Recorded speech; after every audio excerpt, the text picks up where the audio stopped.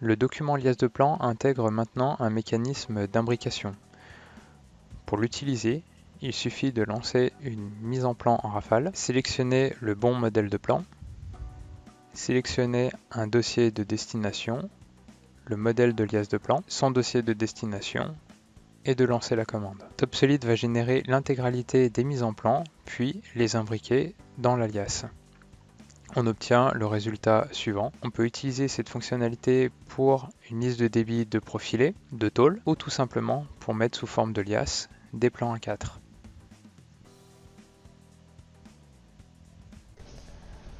TopSolid 7.13 intègre la possibilité de créer des composants de type kit d'assemblage. Ces composants peuvent contenir des éléments de fixation comme des vis, des boulons et intégrer du paramétrage standard à TopSolid. On voit ici un exemple de vis composé de vis et d'insert, un autre composé de chevilles.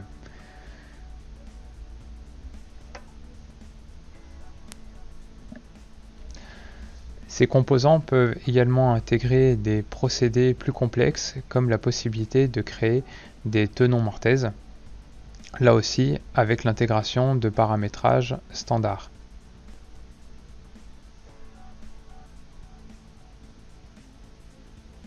Toujours pour améliorer l'ergonomie de TopSolid, il est maintenant possible de modifier ces menus contextuels.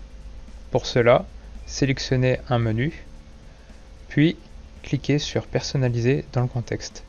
Il sera possible d'ajouter ou d'enlever des commandes et également de personnaliser la zone autre. Cette commande fonctionne sur les plans, les pièces, bref, sur l'intégralité de tous les contextes de TopSolid. Il est maintenant possible de mettre sous forme d'icônes des recherches. Pour cela, il est nécessaire au préalable de créer un menu spécifique, de l'activer, puis de se rendre dans Personnaliser. Il suffit de sélectionner la recherche, de lui attribuer un nom et ensuite de sélectionner une icône.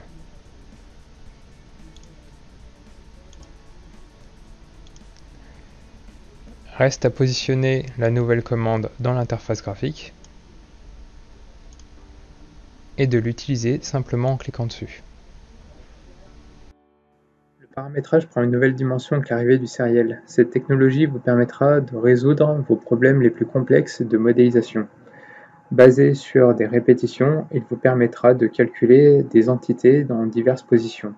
C'est le cas présent ici avec des marches d'escalier balancées.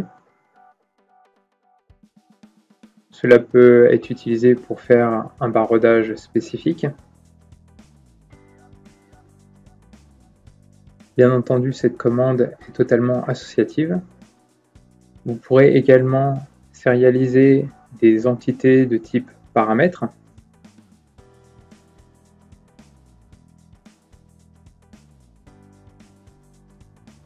Et également des assemblages plus complexes comprenant leur fixation.